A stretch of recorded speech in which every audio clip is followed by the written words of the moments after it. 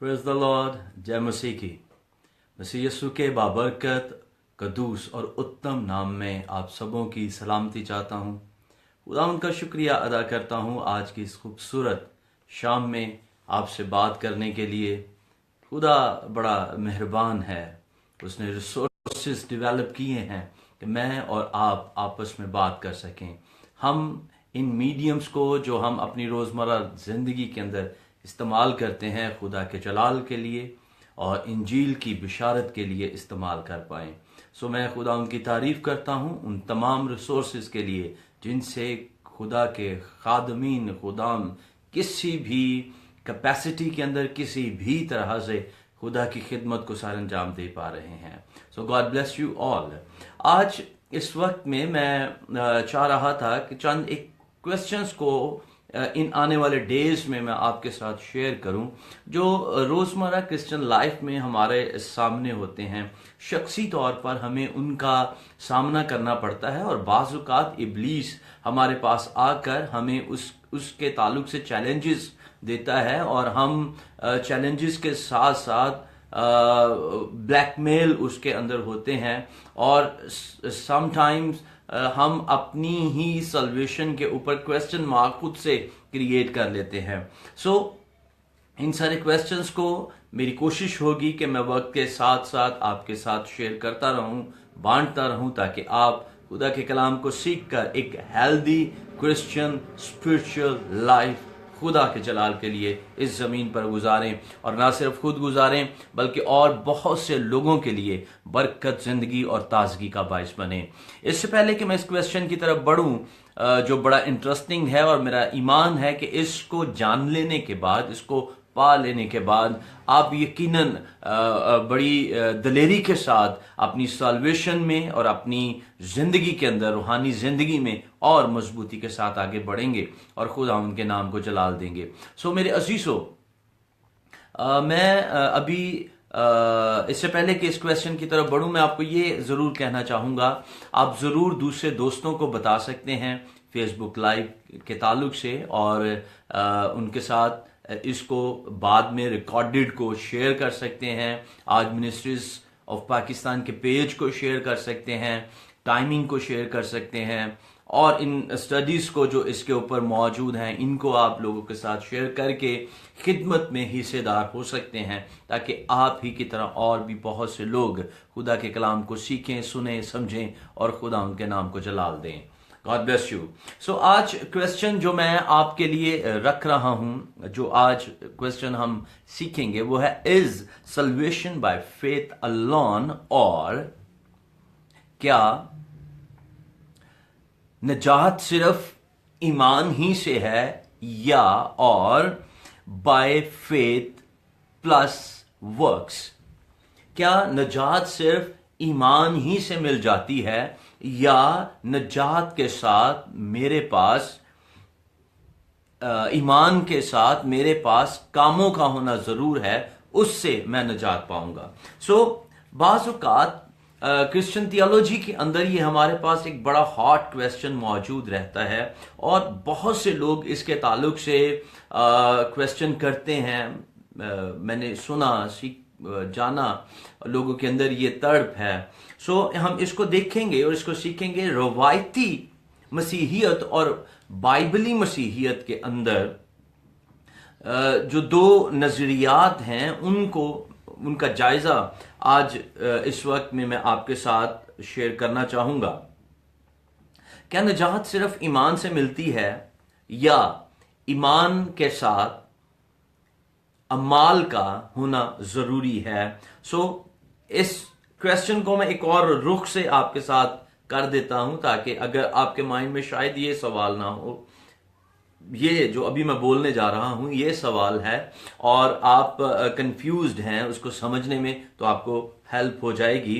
क्या सिर्फ मसीह पर ईमान लाने से मैं बच जाता हूं या मुझे मसीह पर ईमान लाने के साथ साथ कुछ और काम भी करने हैं?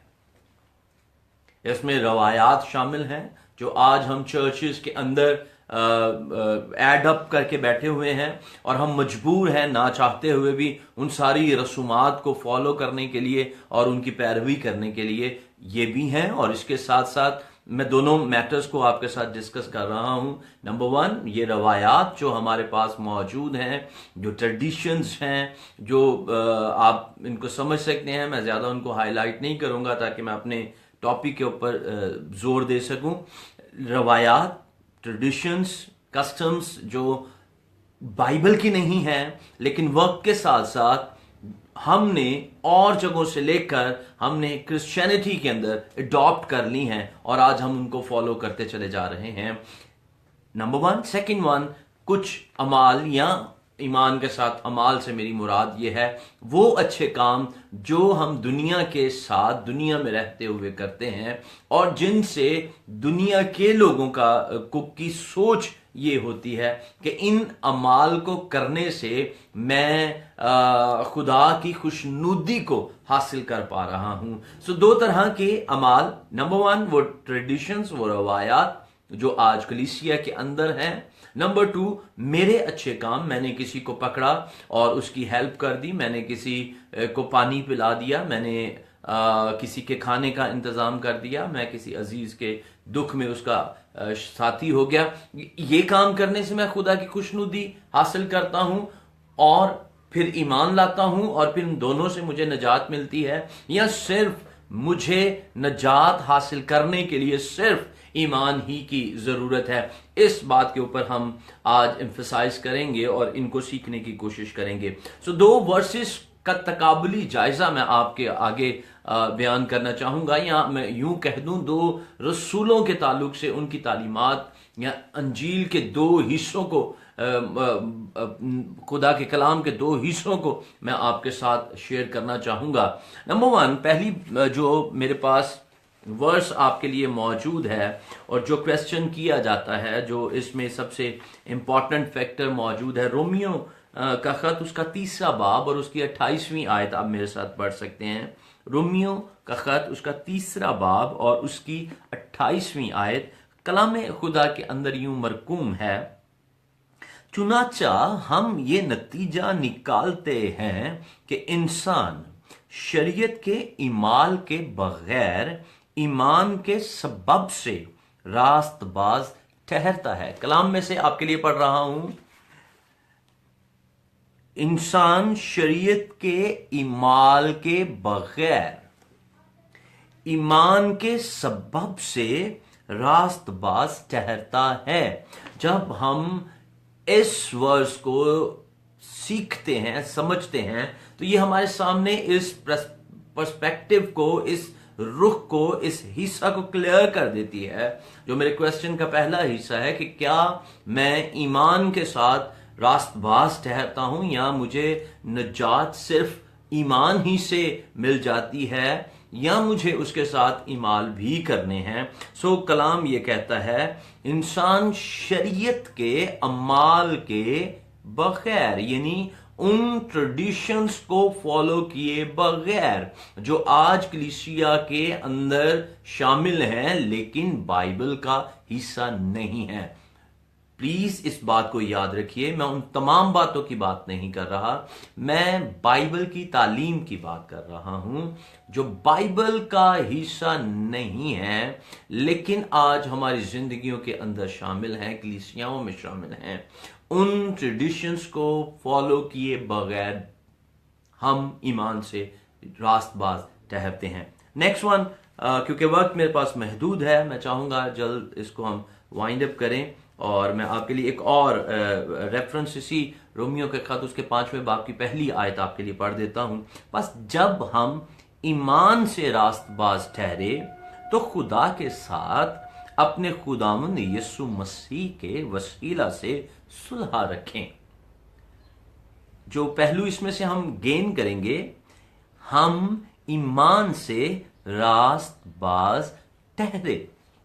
सो रसूल इस बात के ऊपर मुत्तफिक है, पाकरू उसको ये लिखवा रहा है, हम ईमान से रास्तबाज ठहरते हैं। इसके साथ मेरे साथ निकाल लीजिए एक और आयत, गलतियों का खत और उसका 3 बाब और उसकी 24वीं आयत आपके लिए पढ़े देता हूं। यूं लिखा है, बस शरीयत मसीह तक पहुंचने को हमारा उस्ताद बनी, ताकि हम ईमान के सबब से रास्तबाज ठहरें। शरीयत मसीह तक पहुंचा देती है एक रहनुमा और उस्ताद के तौर पर, लेकिन नजात को पाने के लिए हमें ईमान लाना जरूरी है। और जब कोई शख्स ईमान ले आता है वो नजात पा जाता है, और नजात पाने के प्रोसेसेस जो हैं वो नजात पा चुका, नजात पा रहा और नजात पाऊंगा के सीगास के अंदर हम इनको कह सकते हैं, देख सकते हैं और बयान कर सकते हैं। पौलुस रसूल इस बात के ऊपर मुत्तफिक है और बड़ी क्लियर टीचिंग उसके पास मौजूद है। हम ईमान से रास्तबाज ठहरते हैं, लेकिन इसके साथ साथ यकूब रसूल हमें एक और रुख इस बात का बयान करते हैं जो बाज़-औक़ात पढ़ने वाले के लिए थोड़ा मुश्किल हो जाता है। क्या खुदा के कलाम के अंदर तजाद मौजूद है या ये दो अलग बातें कही जा रही हैं? बेसिक आज मैं इन दो बातों को क्लियर करने की कोशिश कर रहा हूं ताकि आप सीखें और ईमान से नजात पाएं, रास्तबाज ठहरें और इस जमीन पर आसमानी बादशाहत की जिंदगी को गुजार सकें, एंजॉय कर सकें। और इब्लीस कभी भी, हरगिज भी, कभी भी वो आपके लिए क्वेश्चन मार्क आपकी सल्वेशन के ऊपर खड़े ना करे और आप स्ट्रॉन्ग वे में अपने जलाल में, अपनी कैपेसिटी के अंदर खुदा के जलाल को अपनी जिंदगी के वसीला से जाहिर करते रहें। मेरे अजीजों, यकूब का खत उसका 2 बाब और उसकी 24वीं आयत में लिखा है, अभी तक हमने पढ़ा, मैं आपको रिवाइज कर दूं, हम शरीयत से नहीं ईमान से मसीह में नजात हासिल करते हैं। यकूब उसका 2 बाब 24वीं आयत, बस तुमने देख लिया कि इंसान सिर्फ ईमान ही से नहीं बल्कि ईमाल से रास्तबाज ठहरता है। आमीन। जरा इसको दोबारा गौर से सुन लीजिए ताकि आप इस बात को समझ जाएं। इंसान सिर्फ ईमान ही से नहीं बल्कि ईमाल से रास्तबाज ठहरता है, जबकि पौलुस रसूल हमें यह बताते हुए आए हैं हम ईमान से रास्तबाज ठहरे, रोमियो 5 बाब में, और उसके बाद 3 बाब की 28वीं आयत जो मैंने आपके लिए पढ़ी थी, चुनाचा हम ये नतीजा निकालते हैं कि इंसान शरीयत के इमाल के बगैर ईमान के सबब से रास्तबाज ठहरता है। यहां पर याकूब एक और टर्म को उसके अंदर ऐड अप कर रहे हैं, एक और चीज को ऐड कर रहे हैं, और वो कह देते हैं इंसान सिर्फ ईमान से नहीं बल्कि ईमाल से रास्तबाज ठहरता है। मेरे अजीजों, मैं दोबारा अपना क्वेश्चन आपके सामने रख रहा हूं जो मुझसे बारहा पूछा गया और आज कलीसिया के अंदर ये क्वेश्चन मौजूद है, is salvation by faith alone और बाय फेथ विद वर्क्स या फेथ प्लस वर्क्स? क्या नजात सिर्फ ईमान से मिलती है या हम नजात ईमान से प्लस अमाल के साथ हासिल करते हैं? अब इसके कंक्लूजन की तरफ बढ़ता हूं जल्दी से। पौलुस इब्तदाई शक्ल को बयान करते हैं। पौलुस रसूल को जब हम देखते हैं वो हमें इसके एग्जैक्ट और इब्तदाई हिस्से को बयान करते हैं कि मैं कैसे नजात पा सकता हूं। और मैं इस बात को यह देख रहा था, समहाउ पौलुस रसूल शायद उन लोगों के लिए इस बात को इंतहाई सादा तौर पर और डायरेक्ट वे में उसको कह देते हैं जो शायद अभी बिल्कुल नए मसीही हैं और नए तौर से अभी खुदावंद में आए हैं और उनके पास अभी निजात की जिंदगी के बहुत सारे दिन नहीं हैं, अभी नए नए मसीही हैं। सो उनको पौलुस रसूल इस बात को समझा देते हैं कि हम ईमान से रास्तबाज ठहरते हैं, ईमान से हम निजात पा लेते हैं। जबकि याकूब जो है ये इसकी बेसिक्स के ऊपर चले जाते हैं और शायद उन लोगों के लिए ये वो बात कर रहे हैं जो थोड़ी अंडरस्टैंडिंग रखते हैं और जिनके पास शायद कुछ महीनों या सालों का सल्वेशन एक्सपीरियंस मौजूद है। उन्होंने मसीह के साथ चलने में कुछ वक्त गुजार लिया है। अब याकूब उन्हें इस स्ट्रॉन्ग पॉइंट ऑफ व्यू को शेयर करते हुए नजर आ रहे हैं। मेरी बात को अब आप ज्यादा आसानी से समझ पाएंगे। याकूब 18वें बाब दूसरे बाब की 18वीं और 20वीं आयत एक दफा फिर मैं आपके लिए पढ़ देता हूं। याकूब दूसरा बाब 18वीं और आयत से, बल्कि कोई कह सकता है कि तू तो ईमानदार है और मैं अमल करने वाला हूं। ये वही है जो मैं आपको कह रहा था, बाज़ औक़ात हमारे ऊपर उंगली उठाई जाएगी और हमें इब्लीस जो है वो चैलेंजेस हमारे सामने रखेगा कि तेरे ईमान अच्छे नहीं है और तो तू फिर कैसे निजात याफ्ता है। सो इस बात को आपने समझना है और मेरा ईमान है एंड ऑफ द डिस्कशन आप इस बात को जरूर अंडरस्टैंड करेंगे। तू अपना ईमान बगैर ईमाल के तो मुझे दिखा और मैं अपना ईमान ईमाल से तुझे दिखाऊंगा। इस लाइन को याद रखिएगा, इस वर्स को याद रखिएगा। तू अपना ईमान बगैर ईमाल के तू मुझे दिखा और मैं अपना ईमान ईमाल से तुझे दिखाऊंगा। तू इस बात पर ईमान रखता है कि खुदा एक ही है, खैर अच्छा करता है। शयातीन भी ईमान रखते और थरथराते हैं, मगर ए निकम्मे आदमी, क्या तू ये भी नहीं जानता कि ईमान बगैर ईमाल के बेकार है? ईमान बगैर ईमाल के बेकार है। और फिर आगे चलकर जिसको मैं फर्दर पढ़ूंगा, फिर अगेन मैं उसी बात को कह रहा हूं। जब हम इसको पढ़ लेते हैं तो हमें यूं फील होता है जैसे याकूब जो है वो डिसएग्री कर रहे हैं पौलुस की टीचिंग से और वो उनके साथ मुत्तफिक नहीं है। लेकिन जब हम आगे बढ़कर इसको देखेंगे फिर हम इसको और अच्छे तरीके से इस बात को समझ पाएंगे। सो याकूब उसका दूसरा बाब और उसकी 17वीं आयत जो हमने पढ़ी, इसी तरह ईमान भी अगर उसके साथ ईमाल ना हो तो अपनी जात में मुर्दा है। इस पूरे पैसेज को आप बड़े गौर से पढ़ लीजिएगा कि ईमान के साथ अगर ईमाल नहीं है तो वो मुर्दा है। सो अब आइए इसकी कंक्लूजन पॉइंट की तरफ। पौलुस कहता है ईमान से हम रास्तबाज ठहरते हैं, ईमान से हम निजात पाते हैं। याकूब हमें यह सिखा रहे हैं कि ईमान के बगैर ईमान अमाल के बगैर मुर्दा है।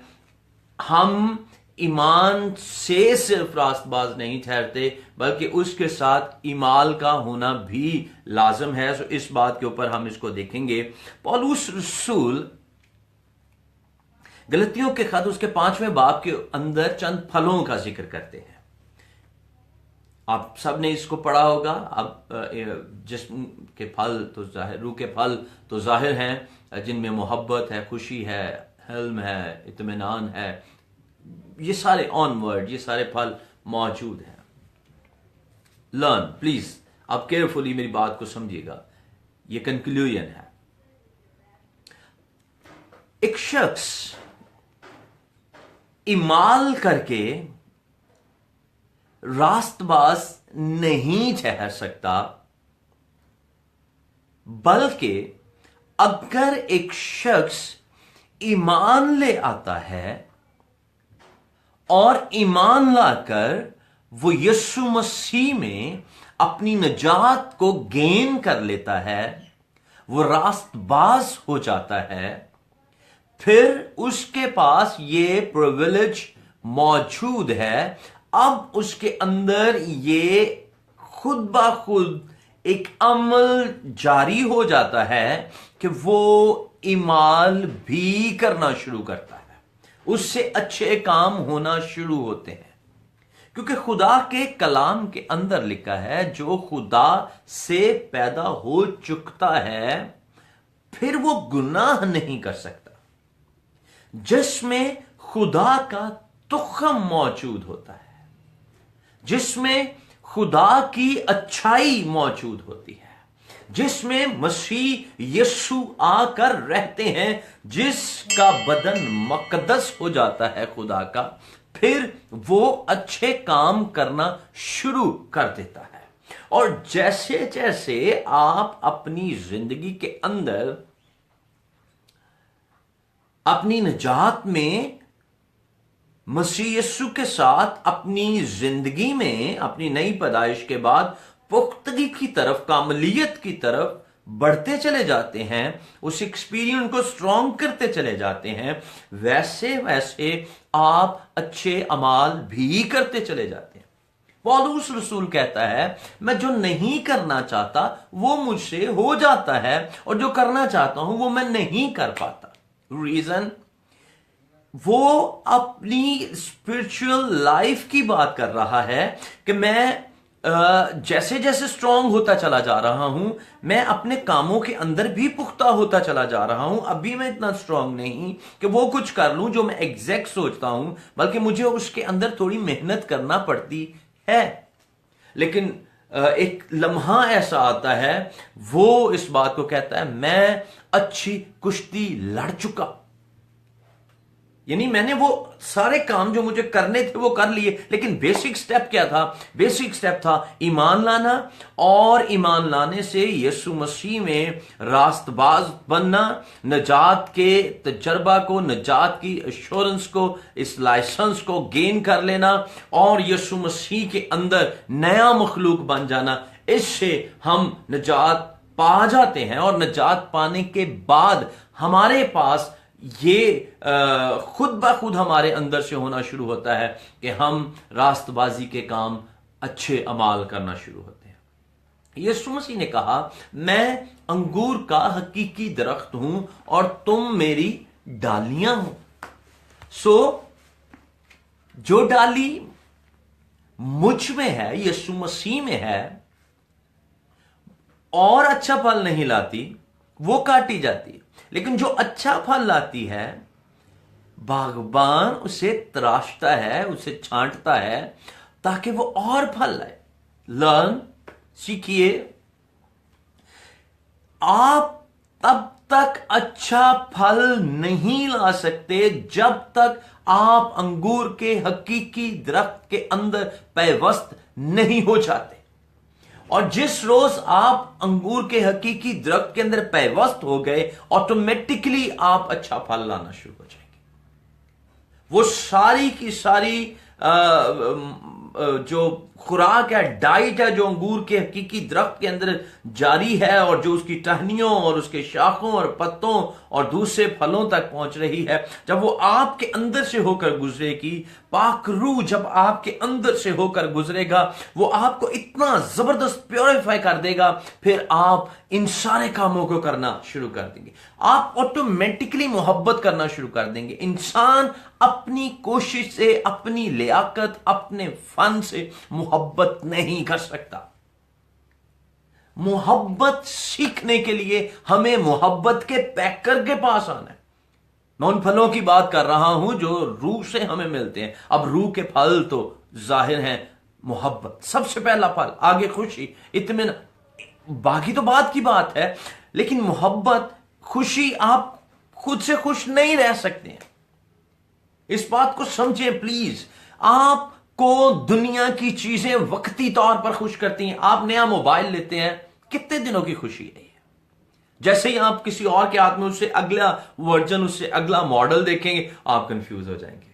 ओहो, मेरा तो मोबाइल पुराना हो गया। आपकी गाड़ी, आपका घर, आपकी शादी आपको वो खुशी नहीं दे सकती जो यीशु मसीह में आने के बाद आपको मिलती है। पाक रूह जब आपकी जिस्म के अंदर बहना शुरू करता है, रहना शुरू करता है, पाक रूह आपको मोहब्बत से सरशार करना शुरू करता है, पाक रूह आपको खुशी से भरना शुरू करता है, पाक रूह आपको इत्मीनान से लबरेज कर देता है। आप हलीम होना शुरू हो जाते हैं, आप दूसरों की बातें बर्दाश्त करना शुरू हो जाते हैं। ये है वो अच्छे अमाल जो हमें रास्तबाज बनाते हैं। लेकिन इससे पहले कि हम इन इमाल को करने की कोशिश करें, हमें नजात को पाना है, नजात को हासिल करना है। और जैसा पौलुस ने कहा, हम इसको कमा नहीं सकते, ये खुदा की बख्शिश है हमारे ऊपर, ये खुदा की तरफ से मिला है, फिर ही जाकर हम इसको ले सकते। इफ्सियों का खत मैं आपसे जरूर शेयर करना चाहूंगा। इफ्सियों और उसका दूसरा बाब और उसकी 8वीं और 9वीं आयत मैं आपके लिए पढ़ना चाहूंगा। दूसरा बाब 8वीं और 9वीं आयत यूं लिखा है, क्योंकि तुमको ईमान के वसीला से फजल से नजात मिली है। मैं और आप अपनी काबिलियत से नहीं ले सकते हैं। फिर बोल रहा हूं, मैं और आप अपनी काबिलियत से निजात को हासिल नहीं कर सकते हैं। हम करोड़ा रुपया जमा करके, बड़ी सी ऑफरिंग लेकर, बड़ी दायकियां देकर हम निजात नहीं ले सकते थे। हम अपना कफारा नहीं दे सकते थे, हम बच नहीं सकते थे, बल्कि ये ईमान के वसीला से, फजल ही से नजात मिली है, फजल से नजात मिली है। और ये तुम्हारी तरफ से नहीं, खुदा की बख्शिश है। Purely it's a grace, it's a grace. ये खुदा का फजल है, ये खुदा की बख्शिश है। मैं और आप नजात पाते हैं। मेरे और आपके इमाल गंदी धज्जियां हैं, हम नहीं कुछ कर सकते, हम इस काबिल ही नहीं हैं। लेकिन जब हम ईमान लाते हैं, नजात पाते हैं, हम वो सब कुछ हासिल कर लेते हैं जो हमें इस बदन में रहकर करना है। फिर पाक रूह हमारा उस्ताद बनकर हमें सिखाना शुरू करता है। हालेलुया। अगली आयत में वो कहता है, और ना ईमाल के सबब से है ताकि कोई फख्र करे कि मैं भाई अच्छा इमाल करता था इसलिए मैंने इसको गेन कर लिया। सो पौलुस रसूल कहने के बाद कि हम ईमान से बचाए गए हैं, फौरन 10वीं आयत के अंदर हमें एक और बात, खूबसूरत बात हमारे सामने रख देते हैं। और वो क्या? क्योंकि हम उसी की कारीगरी हैं और मसीह यीशु में उन नेक ईमाल के वास्ते मखलूक हुए जिनको खुदा ने पहले से हमारे करने के लिए तैयार किया था। प्लीज इस वर्स के ऊपर फोकस कीजिए। अब आइए इधर और इस बात को सीख लीजिए। आपको पौलुस रसूल और यकूब रसूल की टीचिंग सेम नजर आएगी, क्योंकि ये उनकी अपनी राइटिंग्स नहीं है, ये पाक रूह का इल्हाम है जो मेरे और आपके लिए लिखवाया गया है। यकूब कह रहे थे कि मैंने और आपने सिर्फ ईमान से नहीं बल्कि ईमाल से रास्तबाज ठहरना है, इन दोनों को कंबाइन करना है। और मैंने आपको बताया ये एक्सट्रीम कंडीशन है, ये वो टाइम है जब आप खुदावंद यीशु मसीह के साथ अपनी जिंदगी के चंद साल गुजार चुके हैं, आपको निजात का एक्सपीरियंस है और अब आप उसमें आगे बढ़ रहे हैं, तब आपको इस बात को समझ लेना है। अब पौलुस हमें यह सिखा देते हैं कि 9वीं आयत, दूसरा बाब इफ्सियों का खत, और ना इमाल के सबब से है ताकि कोई फख्र ना करे कि हम रास्तबाज इमाल से नहीं ठहरे, ताकि कोई फख्र ना करे। लेकिन जब हम रास्तबाज हो जाते हैं, हम नजात पा लेते हैं, उसके बाद क्या होता है? मसीह यीशु में उन नेक अमाल के वास्ते हमें नजात क्यों मिलती है? लर्न, सीखिए प्लीज केयरफुली। मसीह यीशु में उन नेक अमाल के वास्ते मखलूक हुए हैं। हम नजात इसलिए पाते हैं ताकि मसीह यीशु में, यीशु मसीह के अंदर आ जाने के बाद हम उन नेक अमाल को इस जमीन पर कर सकें जिनके लिए मैं और आप बनाए गए हैं, जिनको खुदा ने पहले से हमारे करने के लिए तैयार किया था। आमीन। सो मैं और आप खुदा की प्लानिंग के अंदर है, और मेरे और आपके करने के लिए टास्क खुदा के पास मौजूद है। और एक वफादार खादिम होते हुए हमें अपने आप को खुदावंद के हाथों में सौंपना है, इस बात की फिक्र किए बगैर कि मेरे पास तो टूल्स नहीं हैं। जब बॉस आपको किसी काम के लिए अपॉइंट करेगा, वो आपको रेलेवेंट टूल्स भी देगा ताकि आप उसके काम को जो वो आपको कह रहा है करें। लेकिन इस सारे सिनेरियो से पहले आपको बॉस को ज्वाइन करना है, उसके पास आना है और उसको देखना है और उसको सीखना है ताकि वो आपको अगले काम के लिए अपॉइंट कर सके। मेरा ख्याल है मेरी बात को आप बड़ी अच्छी तरह समझ चुके होंगे। सो मेरे अजीजों, दूसरा कुरिन्थियों और उसका 5वां बाब उसकी 17वीं आयत हमें इस बात की तरफ रहनुमाई करती है, जो अब मसीह यीशु में है वो नया मखलूक है, पुरानी चीजें जाती रही, देखो सब नई हो गई। इससे पहले कि आप अपने ईमाल से आसमान की बादशाही को हासिल करने की तगोदौ करें, इस बात को जान लीजिए, पहले आपको नया मखलूक होना है। क्योंकि मैं और आप चाहकर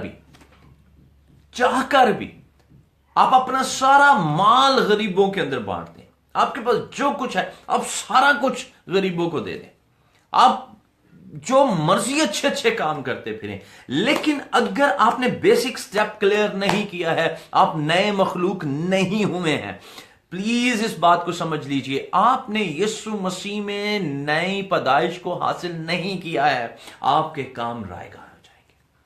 निकोदीमस यीशु के पास आता है और आकर कहता है मैं कैसे आसमान की बादशाही को हासिल करूं? तो यीशु ने क्या कहा? जो कुछ तेरा है वो सब कुछ बेच और मेरे पीछे हो ले।